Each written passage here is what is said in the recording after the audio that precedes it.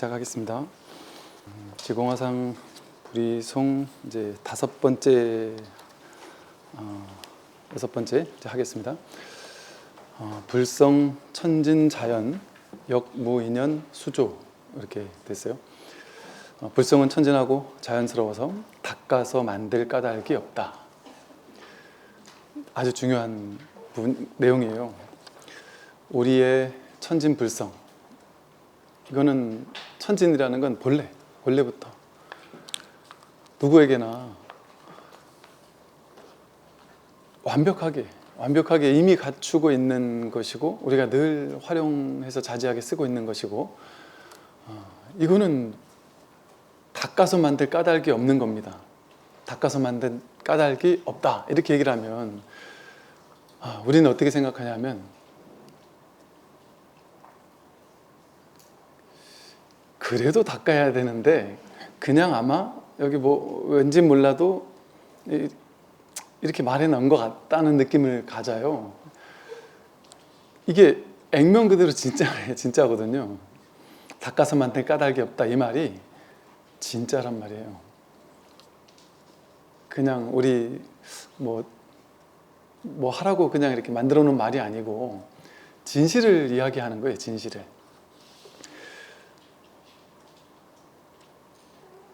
진짜로 닦지 않아도 된단 말이죠. 수행하지 않아도 된단 말이죠. 이제 우리가 알고 있는 그 수행, 열심히 갈고 닦는 수행, 염불하고 독경하고 좌선하고 뭐 명상하고 뭔가를 해야 한다는 그런 의무감 가지고 뭔가 열심히 하는 거, 그런 거는 안 해도 됩니다. 해도 되고 뭐 하려면 하는 거야. 뭐 상관없는데, 나쁜 짓 하는 것보다는 수행하는 게 낫겠죠. 그런데 이제 이 말은 뭐냐 하면, 유의조작으로 무언가를 열심히 갈고 닦는 수행을 하게 되면 유의조작에 대한 결과는 일어날 거예요. 그러니까 즉 생각을 없애려고 노력하고, 막 마음을 고유하고 텅 비게 하려고 노력하고, 이런 어떤 유의적인 노력을 통해서 어떤 삼매를 증득한다든지,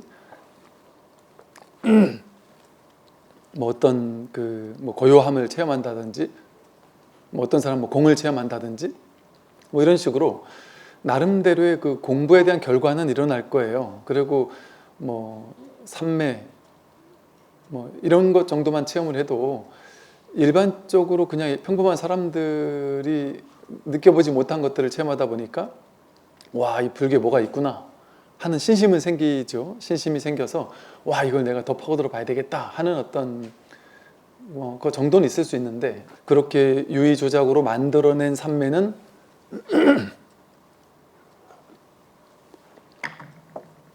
진짜 삼매가 아닙니다. 그러니까 본연 삼매가 아니에요. 본래 우리에게 갖춰져 있는, 제가 이렇게 말을 하면서 늘 드러나 있는 게 진짜 삼매지, 말을 멈추고 생각을 멈췄을 때, 그게 오랫동안 지속되었을 때 잠깐 드러나는 어떤 반짝이는 어떤 의식의 고요함이라든지, 이런 것들은 진짜 삼매가 아니란 말이에요. 유의조작의 결과로 만들어낸 거잖아요. 그러니까 인과로서 인연 따라 우리가 인연을 조작해서 만들어낸 거예요. 만들어낸 건, 인연생한 것은 인연 따라 사라집니다. 내가 만들어낸 것은 반드시 사라져요.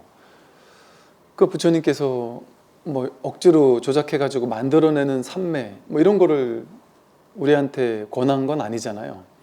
오히려 부처님께서는 당신이 최고의 삼매에 증득하셨지만 이게 아니구나라는 걸 대번에 알고는 버렸던 거죠. 그거를 하라고 부처님께서 말씀하신 거 아니에요? 부처님 생애를 우리가 공부한 이유가 거기에 있잖아요. 아, 부처님도 삼매 이거 해보셨구나. 그런데 당신의 안목으로서는 이거 딱 아니구나라는 걸 대번에 알고서는 뛰쳐나오셨구나.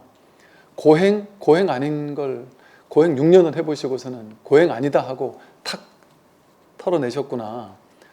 그러니까 불교 부처님이 중도라고 밖에 말씀하실 수가 없었던 것이, 특정한 방법으로는 안 되더라는 거예요. 그 당시 있었던 모든 방법을 다 써봤는데, 수행해가지고 갈고 닦아서 삼매를 증득하고 이런 방법도 써봤는데 아니었고요. 열심히 갈고 닦아서 노력해서 뭐 밥도 굶고 고행을 있는 힘껏 고행을 해봤는데, 그 고행도 아니더라는 거죠. 특정한 방법을 가지고는 되지 않는구나라는 것을 깨달으신 거예요. 그러고 나서는 그냥 간절하게 내가 이 생사해탈해야 되겠다라는 간절함은 있는데 방법이 없구나. 방법이 없는 게 중도예요. 어떤 방법에 치우치지 않는 거예요. 어떤 방법에도 머물러 쥐지 않는 거예요. 그걸 중도라고 그래요. 만약에 중도의 방법이 있었다면, 우리가 생각하는 그런 방법이 있었다면, 여러분 중도 해보셨어요? 이래 물어보면 염분 해보셨어요? 절 해보셨어요? 좌선 해보셨어요? 이러면 다 해봤다 그러거든요. 나는 좌선 하루에 몇 시간씩 뭐 100일 기도도 해봤다. 절 내가 많이 할 땐 3000배도 해봤다. 뭐 100일 기도 해봤다. 이렇게 방법 다 알거든요. 근데 중도 해보셨어요? 하면 중도 내가 해봤나? 왜? 중도는 뭔지 감이 안 온단 말이에요. 잡히는 게 없단 말이에요. 그게 중도예요. 뭔가 방법론이 딱 정해져 있는 게 중도가 아니란 말이죠. 그런데 애석하게도 지금 제가 어릴 때 불교를 계속 공부해 오면서 불교 안에서, 우리 기존 불교계 안에서 제가 어릴 때 열심히 불교를 믿는 사람이야 이렇게 얘기하려면 열심히 갈고 닦아야만 됐어요. 그래서 제가 그동안 알아왔던 불교는 열심히 갈고 닦는 불교였고, 그걸 가만히 생각해 보니까 석가모니 부처님께서 다 버렸던 거를 여전까지 하고 있더라고요. 제가 한국 불교계에서도 그렇고, 우리가 하고 있는 게, 여러분 깨닫기 위해서 하고 있는 게 뭐였어요? 열심히 좌선해서 삼매 증득하려고 하는 거, 아니면 고행하는 거. 옛날에 여러분 우리 뭐 3000배 잘하면 진짜 수행 잘하는 사람인 것처럼 밥 먹듯이 막 1000배, 2000배, 3000배 이렇게 하고, 그걸 열심히 잘하면 막 근기가 우수한 사람이라고 생각하고, 뭐 한때는 또 막 금강경을 한번 딱 호기합장을 하고 앉아가지고는 흔들림 없이 칠독을 한 3시간 반, 한글로 하면 한 3시간 반, 4시간 걸리거든요. 이거 칠독을 하는데 꼼짝 안 하고 호기합장으로 딱 해야 되는, 그게 엄청난 수행력인 거라고 생각하기도 했었고, 뭐 그것이 방편으로 의미가 없다라는 얘기는 아니에요. 방편으로서 우리가 공부하는 과정에서 충분히 그럴 수 있고, 그게 많은 도움이 돼요. 왜냐하면 그 정도를 우리가 지금 알고 있는 수행, 그 고행, 힘든 수행을 해내려면 얼마나 각오가 단단해야 그걸 할 수 있겠어요. 그 각오가 단단하다는 말은 뭐예요? 마음이, 발심이 견고하다는 거잖아요. 그러니까 그 수행 자체가 훌륭한 게 아니라 그거를 해낼 정도면 이 사람이 얼마나 수행이 간절한 사람이냐, 그것 때문에 그게 공부가 의미가 있는 거예요. 그 수행 자체가 의미가 있었던 게 아니라. 그러니까 지금 불교계에서 부처님이 버린 거 삼매 이거 버렸는데 이거 아직까지 하고 있고요. 오래 앉아가지고 지금 명상단체 같은 데 가면 우리 명상단체 스승님은 한 번 앉으면 뭐 일주일 동안 나오질 않는다. 그거를 대단한, 우리 명상단체는 한 3일 있는다는 얘기는 들었는데, 거 봐, 우리 스승님이 더 훌륭하지. 우리 스승님은 일주일이야, 일주일. 그 옆에 있는 또 다른 제자가, 야, 우리 스승님은 툭 하면 들어갔다 나갔다 해. 딱 앉으면 바로 한 5분 내로 삼매 드셔. 뭐 이런 걸 이제 우리는 대단한 수행으로 생각을 해왔단 말이죠.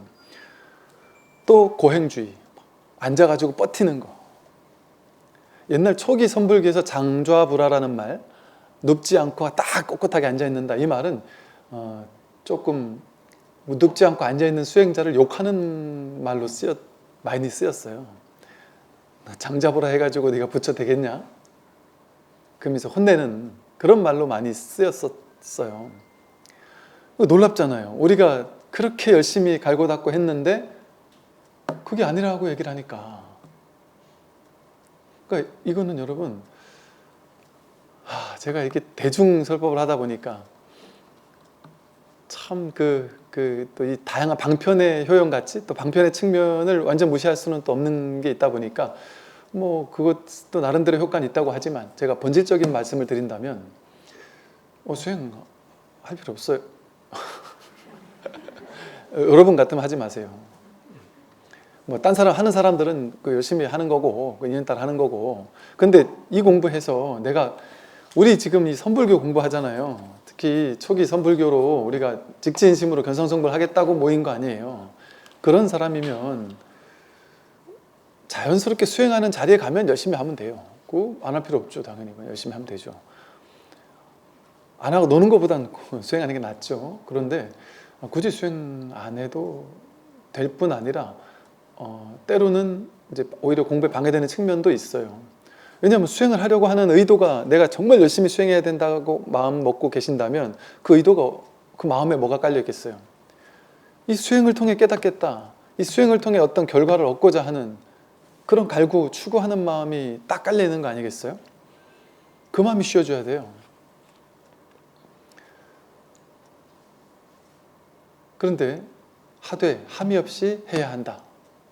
이렇게 표현을 해요. 그러니까 불교는요, 제가 이제 하는 얘기가 여러분이 머리로 이해했을 때 전혀 이해가 안 되는 얘기고 똑같은 이 1시간 법회 시간 속에 이 얘기했다 저 얘기했다가 막 할 수 있어요. 그래야만 돼요, 법문은. 이렇게 해라 했다가 그거 아니다 이러고 저렇게 하라 했다가 그거 아니라고 자취를 끊어버려야 돼요. 왜? 어떤 방법도 없으니까. 수행하지 말라 그랬단 말이에요. 추구하지 말라 그랬단 말이에요. 근데 이 깨닫겠다라는 발심 이것도 버리면 안 된단 말이에요. 그러니까 그 마음이 있어야 돼요. 그러니까 이게 너무 과하게 막 추구하는 쪽으로 가 있는 사람에게는 둘로 나뉘어져 있으니까 그런 사람에게 추구하지 마라 하고 쳐주고 또 이게 뭐 공부가 되는지 안 되는지도 모르겠고 이런 사람에게는 간절한 발심이 중요하다라고 이야기를 해야 된단 말이죠. 그래서요, 이 불성은 천진하고 자연스러워서 닦아서 만들 까닭이 없다라는 건 액면 그대로 진실을 얘기를 하는 거예요. 지저분한 거 없이 진짜를 얘기하는 거예요. 정말 닦아서 만들 까닭이 없어요. 왜? 닦아서 만들 까닭이 없으면 지금 그 천진한 자연 불성이 이미 현현되어 있으면 되는 거잖아요. 이미 현현되어 있으면 닦아서 만들 까닭이 없잖아요. 그죠? 이렇게 끄덕끄덕 하시잖아요. 이게 지금 이게 천진한 불성을 100% 드러내고 있는 거예요. 천진한 불성이 이렇게 자유자재로 쓰고 살고 있는데 이걸 갈고 닦을 필요가 있습니까? 서울에 있는 사람이 난 서울에 도착해야 돼 하는 망상을 하나 일으켰어요. 그럼 지금 여기가 서울인데 어디로 가겠어요? 갈고 닦아서 어디로 갈 거예요? 어떤 방법을 써서 버스를 탈 거예요? 기차를 탈 거예요? 뭐를 탈 거예요? 가도 여긴데 늘 그 자리에 있었는데 그러니까 갈고 닦아서 하는 공부가 아니다. 그 정말 갈고 닦을 필요 없습니다. 그냥 여러분들 같으면 공부하실 때 그냥 내가 이거 하초 스님이 얘기하는 게 뭔지를 내가 한번 확인하고 싶다. 내가 정말 이 감을 잡고 싶다. 여기 나 아닌 사람 있습니까? 다 자기잖아요, 그죠? 자기가 왔잖아요. 와서 앉아 있잖아요, 그죠? 자기가 자기 인생을 나 아니면 어떻게 자기 인생을 살아요? 나가 없는 것 같은 분이 계신가요? 나가 없는 것 같은 사람은 없잖아요. 나는 있는 것 같죠. 나는 이게 말하는 걸 듣고 있잖아요. 듣고 있는 놈 누구예요? 그게 나잖아요, 그죠? 나는 있긴 있단 말이에요. 나는 분명히 있는 건 이건 확실하잖아요. 정말 있잖아요, 나는. 이거 뭐 증명해야 됩니까? 그냥 당연히 내가 없다고 느끼는 사람이 없잖아요. 그러니까 자기를 다 알고 있어요, 있다라는 거를. 그런데 이제 부처님께서 논증하신 방식을 빌려본다면 오온이 공하다 그랬다. 나는 이 5가지를 나라고 느꼈지만 몸, 생각, 느낌, 의지, 의식 이걸 나라고 느꼈지만 이거는 다 왔다 가는 거 아니냔 말이죠. 몸도 먹고 계속 지수화풍이 왔다 가고 20년 전에 내 몸이 지금 내 몸이 아니고 몸은 계속 왔다 가니까 순환하니까 몸 가지고 나라고 할 수 없는 건 분명하구나. 근데 난 있어요. 몸이 내가 아닌데 난 있어요. 그러니까 이 몸과 내가 딱 맞아떨어지지 않아요. 근데 내가 없다고 할 수는 없어요. 분명히 난 있어요. 오히려 이 몸이 나다 이런 느낌보다도 이것도 말이지만 이 몸은 내가 아니라 그냥 내가 지금 이렇게 잠깐 쓰고 있는 거? 내 거 같은 뭐 이런 느낌이죠. 근데 내가 없느냐? 내가 있어요. 몸을 움직이게 하는 느낌도 왔다 가잖아요. 계속 좋은 느낌, 싫은 느낌, 행복했다가 괴로웠다가 우울했다가 막 들떴다가 계속 마음이 왔다 갔다 하고 느낌이 왔다 갔다 하거든요. 그럼 그 느낌이 나면 그 중에 어떤 느낌이 나요? 왔다 가는 것 수많은 느낌 중에. 그러니까 나는 그 왔다 가는 느낌이 내가 아니라 여기서 왔을 때 온 줄 알고 갔을 때가 안 줄 알고, 우울할 때 우울한 줄 알고, 우울이 떠나갔을 때 떠나간 줄 알고, 기쁠 때 기쁜 줄 알고 기쁨이 떠나갔을 때 떠나간 줄 아는 그 느낌을 그냥 여기서 이렇게 마주하고 있는, 이렇게 경험하고 있는, 알고 있는, 이게 진짜 자기잖아요. 그러니까 느낌이 떠나가도 자기는 있잖아요. 여기에 아무 느낌 없어 이래도 아무 느낌 없다고 아는 자기는 여기 있잖아요. 이 자기가 있으니까 느낌이 왔을 때 느낌이 온 줄 알죠. 생각은 정말 더욱더 자기가 아니죠. 이건 그냥 생각해봐도 그렇죠. 생각은 왔다 갔잖아요. 자기 가치관, 고정관념, 나의 견해, 나는 뭐 보수야, 나는 진보야, 나는 불자야, 나는 기독교인이야, 뭐 이런 수많은 자기 견해 있잖아요. 자기 세계관, 나의 가치관, 나의 주관은 이거야. 그런 거 없잖아요. 내가 그냥 살다가 이 생각 쥐고 있다가 저 생각 쥐고 있다, 이 생각 버렸다가 또 저 생각 쥐었다가 생각 계속 바뀌잖아요. 보수였던 사람이 진보도 되고, 저처럼 유치원 때 천주교 성모 유치원 다닌 사람이 스님이 되기도 하고 바뀌는 거예요. 견해가 바뀐단 말이에요. 생각 바뀌어요. 그러니까 남들과 내가 생각이 다르다고 막 기를 쓰고 싸울 필요가 없어요. 그게 내 생각도 아니고 임시로 지금 그 생각이 잠깐 와 있는 거예요.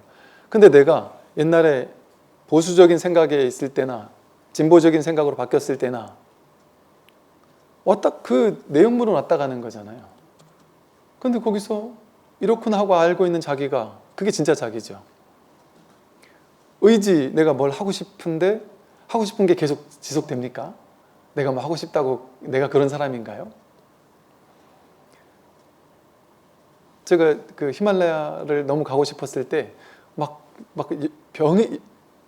여행이 병이구나 하는 이제 식구가 보고서 정말 이거 동감이 되다. 진짜 이게 병이다 싶을 정도로 내가 왜 그랬지 싶어요. 그때는 일단 십몇 년 전에 너무 히말라야 가고 싶어서 막 그냥 꿈에도 나오고 맨날 컴퓨터를 켜고 있으면 맨날 거기만 검색하고 있고 막 그걸 보면서 막 감동을 하면서 거의 미쳐 있던 것 같아요. 한동안 갈 수 있는 처지도 못 되면서. 근데 또 그러다 보니까 인연이 어떻게 또 탁 맞아떨어져서 갈 인연이 주어졌단 말이에요. 그러니까 그때는 너무 가고 싶은 의지가 있었단 말이에요. 의지가. 행운이 있었단 말이에요. 근데 그걸 갔다 오고 나니까 뭐 그 다음에 그 전까지는 사진 엄청 찍었거든요. 근데 히말라야 가서 사진을 엄청나게 찍고 오니까 그러고 사진을 끊어버렸어요. 지금까지 사진기를 안 들어요. 사진 찍은 거 그냥 이렇게 뭐 글 하나 쓰고 할 때 그냥 같이 올리려고 했는데 워낙 많으니까 이것만 해도 평생 쓰겠다 싶어서 그런 것도 있고. 그러니까 즉 우리가 의지가 있잖아요. 뭘 하고 싶어. 난 이거 하고 싶어, 저거 싶어 하고 싶은 의지가 자기인 것 같거든요. 뭐 여행가들은 그러잖아요. 나는 여행 가는 게 나의 어떤 삶의 뭐 어떤 목적인 것처럼 말이 얘기를 하잖아요. 그게 한때란 말이에요. 한때. 전부 다. 내가 하고 싶은 의지, 그게 자기가 아니에요. 그거 하고 싶을 때 그냥 하면 돼요. 하고 나면 충분히 하고 나면 하고 싶은 마음 딱 떨어져요. 그러니까 막 어떤 거 하나에 꽂히면 그걸 막 그냥 그게 좀 안 좋은 거라고 너무 막 막을 필요도 없어요. 그럼 한번 해봐라. 그러니까 하고 싶은 만큼 하다 보면 그 마음도 없어져요. 너무 먹고 싶어 죽겠다고 막 그럴 때 못 먹게 막 하는 것보다 차라리 도저히 못 먹을 만큼 죽도록 먹게 그냥 사다 줘버리면 안 먹어요. 여러분 우리 군 장병들 법회 끝나고 초코파이 주면 엄청 좋아하잖아요. 초코파이 하나 주다가 2개 주면 막 난리가 나고 몇 개까지 먹을 수 있느냐 해가지고 제가 이제 이렇게 뭐 반야심경 일주일 만에 다 외우는 사람에게는 내가 초코파이를 뭐 6개 주겠다 하다가 나중에 막 10개 가까이 준 적도 있었거든요. 그런데 이 반야심경 일주일 만에 너무 빨리 외우는 거예요. 그래가지고 야, 이거 안 되겠다. 이제 우리 거덜나겠다 싶어가지고 막 줄였었는데 초코파이 10개를 주면요. 그 자리에서 다 먹어요. 그런데 그랬던 그 친구 중에 한 명을 제가 우리 법당에서 스님하고 같이 살 군종병을 뽑는다. 근데 쪼고파이 귀신 같은 친구 하나 있었는데 걔가 너무 하고 싶다고. 그래서 그 친구가 이제 법당에 왔어요. 그래서 처음에 초코파이를 막 먹더라고요. 야, 저럴 거니까 네가 주인이니까 뭐 초코파이는 뭐 우리 박스로 쌓여 있으니까 마음껏 먹어라. 처음에 먹으면 안 되는 줄 알고 그러더니 나중에 마음껏 창고 전체가 네 거니까 거기 들어가 살아도 괜찮으니까 마음대로 먹으라고. 우리는 싸게 살라고 단가를 낮추려고 막 100박스, 50박스 이렇게 샀었거든요. 그 일주일도 안 됐는데 처음에 몇 번 까먹더니 일주일도 안 됐는데 아예 손도 안 대요. 안 먹어요. 절대 안 먹어요. 너 초코파이 왜 안 먹니? 아, 초코파이 막 쳐다도 보기 싫다고. 먹을 만큼 충분히 먹으면 그 욕망이 떨어져요. 그 의도가 딱 사라져요. 근데 못 먹게 하면은 막 더 먹고 싶어 죽겠다 그래. 그 연예인들 보면 혼자 솔로 가수 뭐 이렇게 하거나 혼자 있는 사람은 먹는 거 별로 안 먹어요. 자기가 먹고 싶을 때 마음대로 먹을 수 있으니까. 그런데 막 이렇게 걸그룹이며 이렇게 막 5명, 10명 이렇게 팀으로 이렇게 되는 사람들은 먹는 거 보면 막 있을 때 남들보다 더 많이 먹어야 되니까 경쟁이 되면은 막 죽도록 먹는 거죠. 그런 것처럼 이게 마음이에요, 마음. 내가 없다 싶어지면 막 엄청나게 먹고 충분히 있다 싶으면 있어도 안 먹고 그러거든요. 그러니까 이 의지가 정해진 게 아니에요. 근데 우리는 내가 뭘 하고 싶어 이러면은 그게 자기라고 생각해요. 그게 자기가 아니죠. 그 왔다 가는 거예요, 그것도. 다 때가 있다 그랬잖아요. 그래서 사람은 자기가 해야 할 때, 그게 그 뭐 무슨 내가 뭐라 그랬죠 그때? 뭐 지랄 뭐라 했네? 지랄 총량의 법칙 뭐 이래서 자기가 하고 싶은 좀 이게 좀 아유 저 지랄 떤다 싶은 것도 걔가 그걸 하고 싶을 땐 그냥 하도록 내버려둘 필요도 있다는 거죠. 그거를 그때 경험하지 못하면 나중에 뒤늦게 딴짓을 할 수가 있다는 거죠. 이처럼 그런 의지가 자기가 아니에요. 의식, 생각, 분별이 어떻게 자기겠어요? 분별은 계속 왔다 갔다 하는데. 분별시 많은 마음. 내가 옛날에는 월급 뭐 200, 300만 받아도 막 엄청나게 막 부자인 것 같고 통장에 막 적금을 한 달에 10만 원, 20만 원만 넣어도 막 되게 뿌듯하고 막 행복하고 맨날 쳐다보고 그러면 기뻤는데 나중에 나이가 들면 돈을 좀 벌고 나이가 들고 할수록 그때 그 10만 원 넣는 거 가지고 이제 만족이 덜 되겠죠. 좀 더 넣어야 만족이 될 수 있겠죠. 크다 작다, 많다 적다, 부자다 가난하다라는 분별이 달라져요. 상황이 바뀌는 거에 따라서. 이 세상을 파악하면서 이 아는 마음, 이걸 이제 분별심이라고 하는데 이 분별심은 계속 바뀌어요. 계속 바뀌어요. 그러니까 분별심도 내가 아니란 말이에요. 인식하는 마음도 내가 아니란 말이에요. 그런데 내가 없느냔 말이죠. 나는 있어요. 내가 없다고 생각하는 사람 아무도 없을 거예요. 나는 분명히 있잖아요. 그런데 애석하게도 그 내가 몸과 마음을 나라고 생각했는데 몸도 내가 아니고 느낌, 생각, 의지, 의식이 다 내가 아니었다. 그러면 내가 없느냐? 없진 않다. 있는 건 분명하잖아요. 이 소리를 듣고 있고 이걸 보고 있단 말이에요. 제가 하는 말을 지금 듣고 계신단 말이에요. 듣고 있는 이란 말 빼고 이거예요. 이게 법이고 이게 진실이에요. 진실.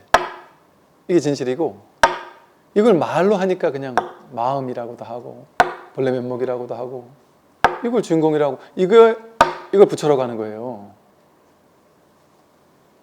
해석하지 말고 이렇게 할 때 머리에 힘을 빼고 머리 힘 줄 필요가 없어요. 너무 자연스러운 거란 말이에요. 너무 자연스러워. 이거 모르는 사람이 있냔 말이에요. 여기서 자기가 확인되잖아요. 내가 없어요? 여기 듣고 있는 내가 있잖아요. 듣고 있는 나는 이런 말 빼고 여기서 내가 확인되잖아요. 아, 내가 없지 않네. 이게 드러나니까 이게 비추어지잖아요. 이걸 비추어진다 이런 표현을 썼잖아요. 제가 이 마음은 본래 마음은 진짜 자기는 모양이 아니에요. 몸도 아니고 느낌, 생각, 의지, 의식도 아니어서 모양이 없어요. 크기도 없고 빛깔도 없고 그런데 없는 건 아니에요. 이렇게 드러난단 말이에요. 이렇게 그냥 활발하게 경계에서 확인된단 말이에요. 그러나 그 경계는 아니란 말이죠.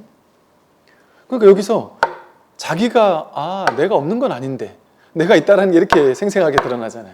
자기 본래 면목이 이렇게 생생하게 확인되고 있단 말이에요. 근데 여기다 생각을 붙이니까 그게 또다시 두 번째 짤이 떨어져서 분별이 된단 말이죠. 그러니까 여기서 그냥 이거 못 되는 사람 없잖아요. 그러니까 이거 자기가 있다는 거예요. 자기가 확인되는 거예요. 근데 그 자기는 모양도 아니고 빛깔도 아니고 크기도 없고 어떻게 생긴 것도 없고 어디 있는지도 모르겠다. 위치 없는 참 사람이다. 무위진인이다. 이 소리 이렇게 할 때 저 앞에서 스님이 때리는 소리를 여기 앉아있는 내가 듣는다. 그런 일이 일어나지 않아요. 그건 자기 생각이지. 여기저기가 없어요. 이게 여기서 들립니까? 여러분 귀천에서 들립니까? 그 두 곳이 따로 없어요. 그냥 이럴 뿐이지. 그 생각을 빼면 그냥 이 하나뿐이지. 주객이 없어요. 둘로 나뉘지 않아요. 이거 결론 내리려고 자꾸 해서 이게 저소 들리나 여소 들리나 이걸 답을 내려고 해요. 답을 낼 수 없어요. 그냥 이렇게도 말할 수 있고 저렇게도 말할 수 있고 어디 이거라 저거라고 이렇게 딱 정할 수 없게 그 정하려고 하는 그 마음을 뺏으려고 다양한 방편을 쓰는 거지. 깃발이 흔들리느냐 바람이 흔들리느냐 아니다 네 마음이 흔들린다 이럴 때 깃발이 흔들리는 것도 아니고 바람이 흔들리는 것도 아니고 오케이 마음이 흔들리는 거나 하고 마음을 딱 쥐라는 얘기가 아니에요. 그것도 그냥 방편으로 한 소리예요. 그렇게 딱 정해버리면 그것도 틀렸어요. 근데 우리는 보통 깃발이 흔들리거나 바람이 흔들릴 거라고 둘 중에 하나가 뭐가 답일까? 닭이 먼저일까? 계란이 먼저일까? 그 답을 내려고 하잖아요. 답을. 둘로 나눠 놓으니까 그 중에 하나를 선택하려고 한다면 그게 분별심이에요. 자꾸 답 내려고 하는 습성. 그게 분별심이에요. 뭔 답이 필요해요? 이렇게 그냥 활발하게 드러나 있는데 늘 이렇게 활발하게 확인되는데 확인되는 것을 이렇게 이미 확인된 것을 생각으로 정리하려고 하면 안 된단 말이에요. 이거 확인 안 됩니까? 근데 이걸 왜 정리를 하죠? 내가 저 소리를 듣고 있다거나 내 귀가 저 소리를 듣고 있다거나 그냥 여기에서 보이지도 않고 들리지도 않고 만져지지도 않지만 자기가 확인되고 있단 말이에요. 그 진짜 자기. 이게 진짜 자기예요. 몸과 마음이 아닌. 그러니 이렇게 불성은 천진하고 자연스러워서 닦아서 만들 까닭이 없잖아요. 이렇게 드러나 있으니까. 불성 천진 자연이 이렇게 드러나 있으니까 이렇게 확인되고 있는데 이걸 왜 또 만들어요, 이걸?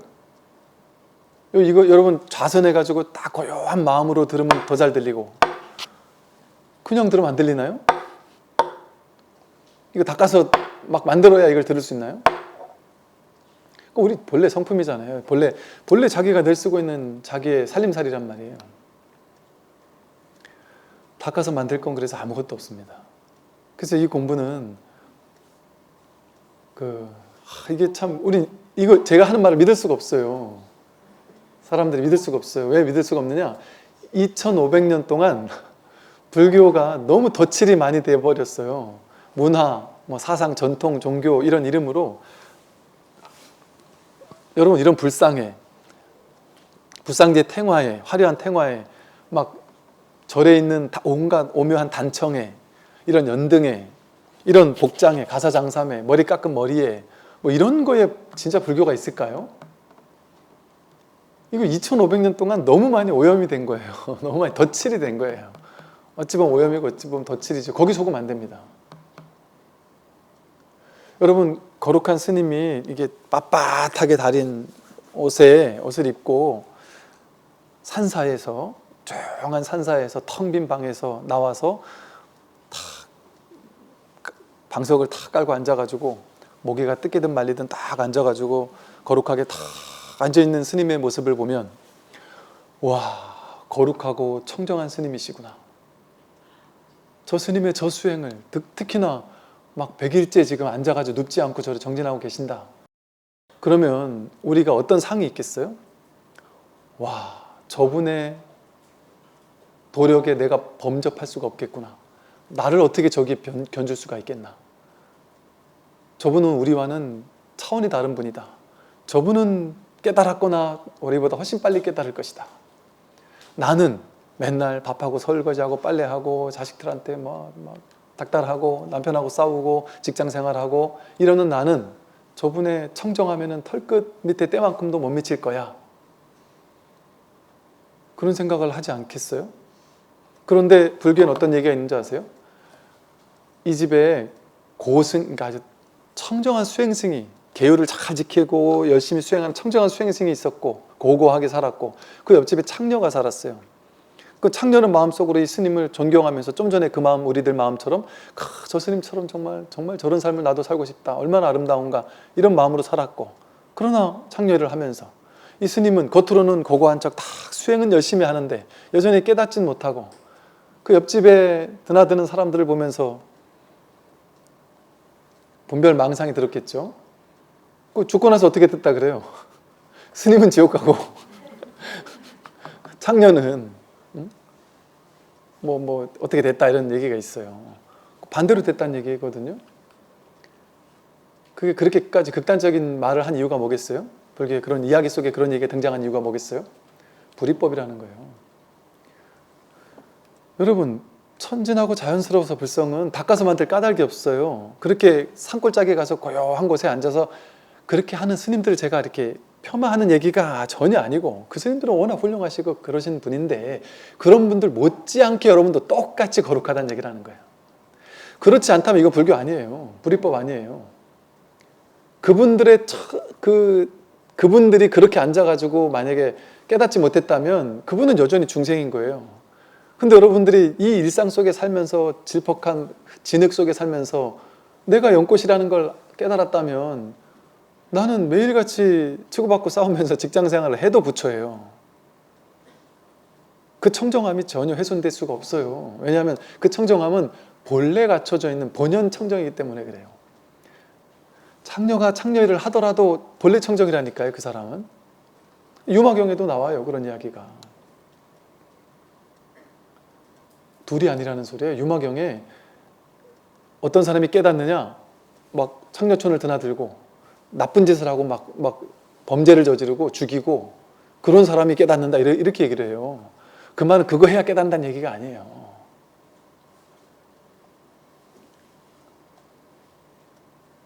이 말을 여러분들에게는 해도 될 거라고 생각을 합니다. 그걸 해도 된다는 얘기가 아니라, 불성은 본래 갖춰져 있는 것이고 천진하고 자연스러워서 범죄를 저지른 사람조차 훼손될 수가 없다는 거예요, 그 본질은. 그러나 그 겉모습에서의 인과응보는 있어요. 그러니까 범죄를 저지르면 인과응보 받아요. 지옥 가요. 그러나 그 지옥에 가 있더라도 불성은 훼손될 수 없어요. 인과응보를 받더라도 훼손될 수 없습니다. 그런 측면이 있단 말이에요. 청정성의 측면이 분명히 있단 말이에요. 그러니까 1000명을 죽였다고 하는 대바다따도 앙굴리마라도 깨닫잖아요. 깨닫는 거는 죄가 많으냐 적으냐를 논하지 않아요. 이 다음 이제 나오는 게 지범불이라는 건데, 여기서 계율을 잘 지키는 사람과 범하는 사람이 둘이 아니다. 진짜 깨닫고 나면 본질에서는, 우리의 본성에서는 둘이 아니에요. 계율 지키는 것과 지키지 않는 게. 그러니까 불교에서 처음 출가한 스님들은 계율을 철저하게 지키도록 시켜요. 근데 나중에 공부를 어느 정도 하고 범납에 오르고 하면 스님들 사이에서도 어느 정도 공부하신 스님들한테는 절대 터치 안 해요. 계율을 왜 지켰냐 안 지켰냐, 뭐 제가 얘기했잖아요. 제가 처음 출가했을 때는 스님들이 그 위의라는 게 있어요. 안에 이 긴 팔 옷을, 적삼이나 동방 옷을 입고, 그 안에 티를 입고 동방 적삼을 입고 그 위에다가 두루마기를 하고 다녀야 돼요. 여름에도, 한여름에도 옷을 이렇게 껴입고 다녀야 돼. 반드시 두루마기만 달랑 입으면 안 돼요. 안에 옷을 하나 더 입어야 돼요. 이 더운 여름날. 제가 이거 보기 좀 안 좋으실 수 있는데, 여기 안에다가 옷을 하나 입고 입어야 돼요, 위에서는. 근데 막 더운 날은 뭐 굳이 입나 해서 제 7, 8월은 안 입어요, 안에. 이게 처음 출가한 스님들한테는 큰일 나요. 혼나요, 막 선배 스님들한테. 위를 가르치는 그 습의사 스님들한테 걸리면 죽어요. 혼나게 그렇게 가르친단 말이에요. 위를 하나하나. 근데 이제 나중에 어른 스님들 보면은 나는 그렇게 배웠는데 이 스님들 보니까 뭐 너무 자유스럽게 다니는 게 여름에 막 그냥 티 하나만 달랑 입고 다니기도 하고 막 그냥 조끼만 하나 입고 막 길거리를 활보하고 다니시길래 처음에는 되게 낯설었어요. 제가 약간 좀 착한 사람 컴플렉스 내지는 이렇게 윤리 도덕은 지켜야 된다 뭐 이런 좀 부류였기 때문에 하라면 해야 되는데 이 양반들이 안 하는 거 보니까 이상하더라고요. 처음에는 그런 거에 묶여 있지 않아요. 공부는 그런 거랑 상관없어요. 옷을 뭐 잘 갖춰 입고 안 갖춰 입고 이런 거랑 상관없어요. 왜 그러냐? 불성은 천진하고 자연스러워서 닦아서 만들 까닭이 없기 때문에 그래요. 탐진치 삼독이 허망한 거짓임을 알지 못하고 망령되이 집착하여 생로병사를 따라 떠도는구나. 탐진치 삼독 이거 없애려고 우리는 노력을 하잖아요. 그런데 탐진치 삼독을 없애는 게 아닙니다. 탐진치 삼독을 없애려고 싸워보세요. 없어지나? 안 없어져요. 내가 욕심내면 안 돼 하는 그 생각하고 막 싸우려고 기를 써보세요.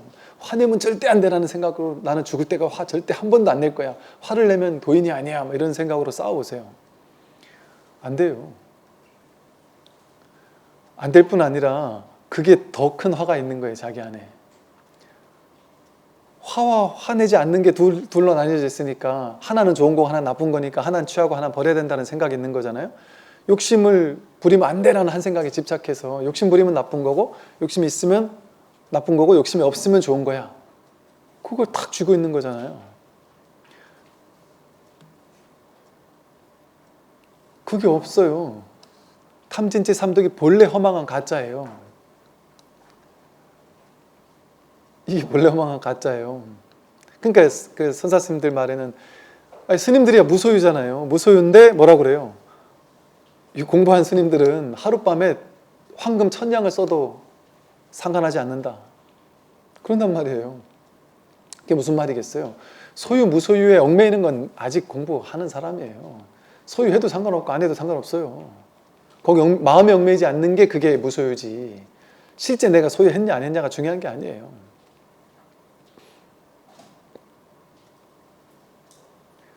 서울 도심의 비싼 땅에 딱 스님은 무소유니까 비싼 땅에 서울 요지에 딱 절을 가지고 있으면 안 된다.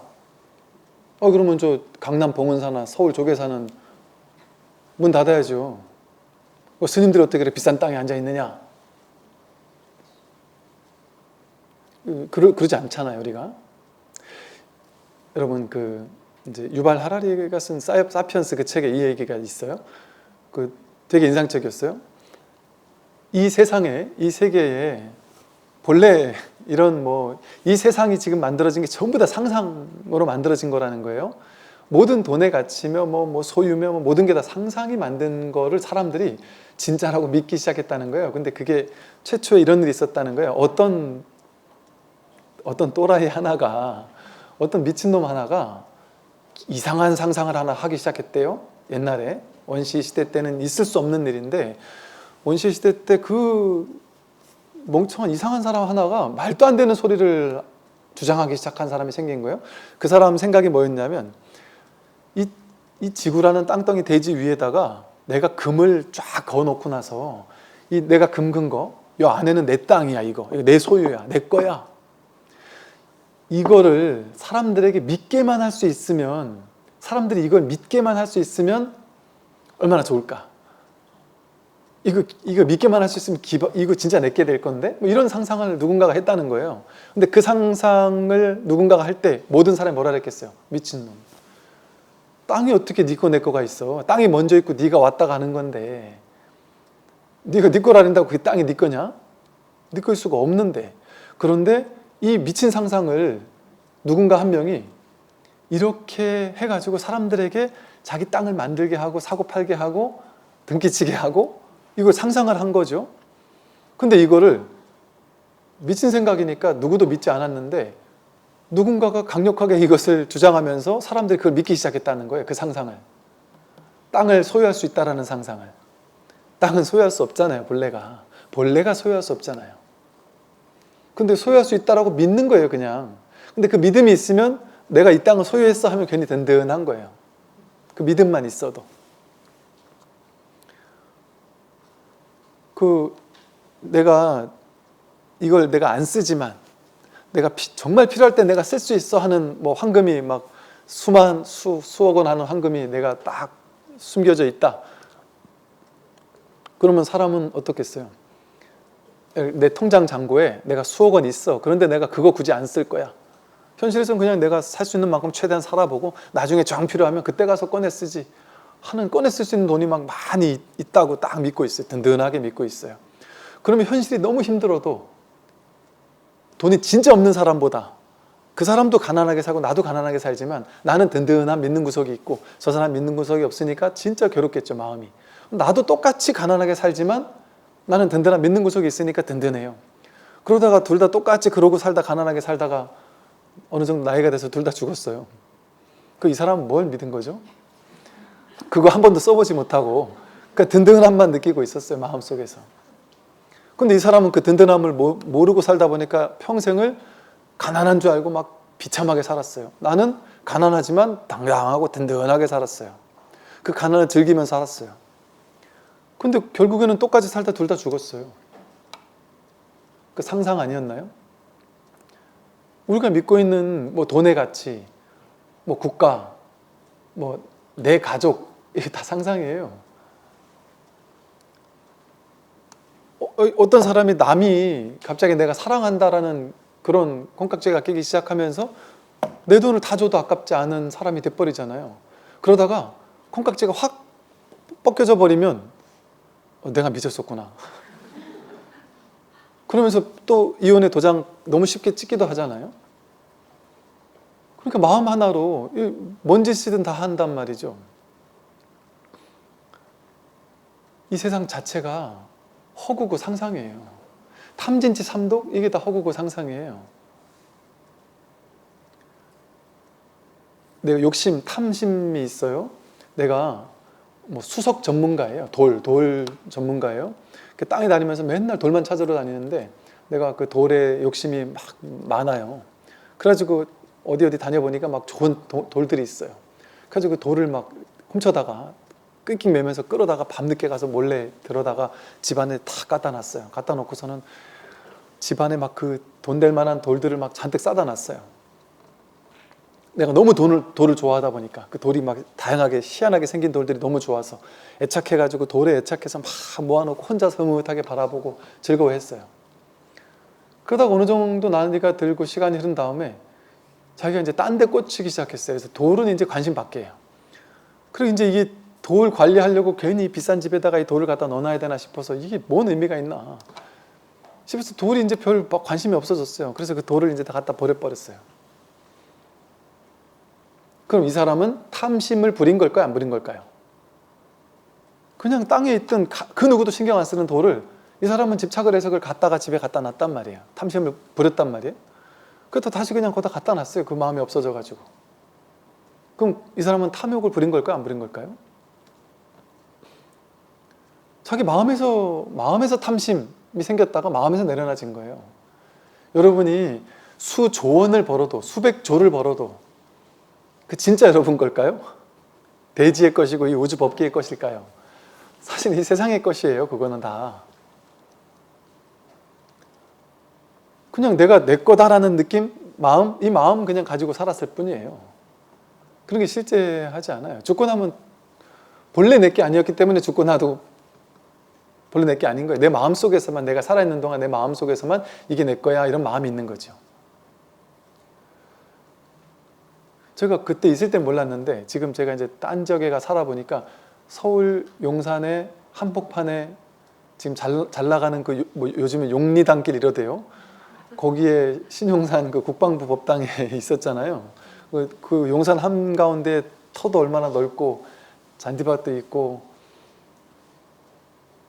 그때는 좋은 줄 몰랐어요. 거기가 그렇게 요지인 줄도 몰랐어요. 도시인 줄도 몰랐고 그냥 살으라니까 가서 거기 안에만 있었으니까 뭐 밖에 나갈 일도 별로 없고 그건 몰랐어요. 근데 바깥에 나가 살아 있다 보니까 살다 보니까 서울 용산 한복판에 그 큰 절에 주지로 있었다? 이거 어마어마한 거더라고요. 생각해 보니까. 근데 그게 엄할 일이 있냔 말이에요. 그게 내 거였냔 말이에요. 인연 따라 잠시 있다가 흘러가는 거죠, 다. 다 그렇지 않나요? 탐심을 일으켜봐요. 여러분, 탐심을 일으킬 수가 없어요. 그거 다 자기 환상 속에서 일으키는 탐심이에요.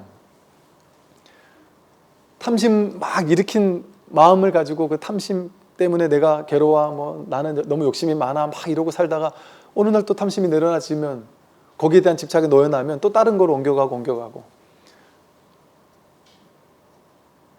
그러면서 어떤 삶의 다양한 경험들을 하는 거예요.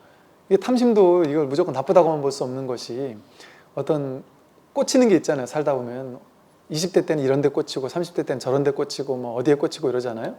그게 꽂히니까 탐심이 생기니까 그걸 내가 갖고 싶은 마음 때문에 열심히 일하고 거기에 뭔가 노력하고 도전하고 그래서 그걸 경험하잖아요.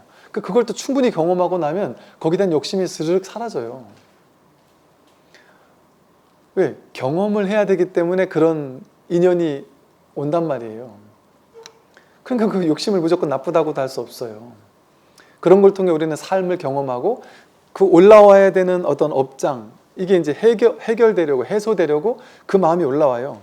그럼 그걸 올라오는 대로 그냥 인연 따라 이렇게 하다 보면 그게 또 충분히 풀려나가요. 그러고 나면 그 욕심 사라져요. 해결이 돼버려요. 그러니까 우리가 깨달으면 욕심이 아예 없어진다? 아예 없어진다가 아니에요. 욕심이 있는데 욕심이 없는 거지. 욕심이 아예 없는 게 아니라 선호하는 게 있어요. 좋아하는 게 있어요. 깨달아도 선호하는 게 있고 좋아하는 게 있고 열심히 일할 거예요. 열심히 돈도 벌고 할 거예요. 그러나 안 벌리면 말고 벌리면 좋고 할 거예요, 아마. 그래서 이 탐심을 무조건 나쁘다. 그러니까 번뇌즉 보리라고 하잖아요. 그 번뇌가 그대로 보리거든요. 번뇌가 보리라는 당처를 깨닫는 거지 번뇌를 없애는 게 아니에요. 탐진치 삼독이 그게 그대로 본리라는 사실을 깨닫는 거지. 그러면 탐진치 삼독이 있어도 상관없고 없어도 상관없어요. 그게 무주법이에요. 어디도 머물지 않는 거예요. 욕심을 버려야 된다 해도 머물지 않고 욕심을 쥐어야 된다 해도 머물지 않는 거예요. 그럼 많은 대로 쓰는 거예요. 없으면 없는 대로 쓰는 거예요. 많은 대로 뭐 쓰고 또 나누어 쓰고 좀 더 좋은 조건으로 사람들과 함께 이렇게 쓰고. 그러니까 소유에도 집착이 없고 무소유에도 집착이 없는 거, 그게 진짜 불이법의 무소유 정신이지.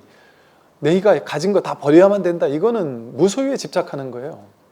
그러니까 소유에도 집착하지 않고 무소유에도 집착하지 않는 게 그게 진짜 불이법의 중도에 입각한 지혜예요. 거기는 소유와 무소유가 둘로 나뉘어 있지 않아요. 어디에도 머물지 않는 거지. 즉 인연 따라 그냥 허용하는 삶이에요. 인연 따라 물질적인 소유가 주어지면 그거 그냥 허용하면서 사는 거예요. 그 속에서 삶을 경험하며 사는 거예요. 또 그게 사라지면 나는 지금 또 이제 사라지는 걸 경험할 때구나. 그럼 또 그 없으면 없는 대로 거기서 최선을 다해 사는 거죠. 그러니까 상관하지 않는단 말이에요. 소유도 무소유도 상관하지 않는단 말이에요. 근원에서는. 탐진치 삼독이 본래 뿌리가 없다라는 사실을 아니까.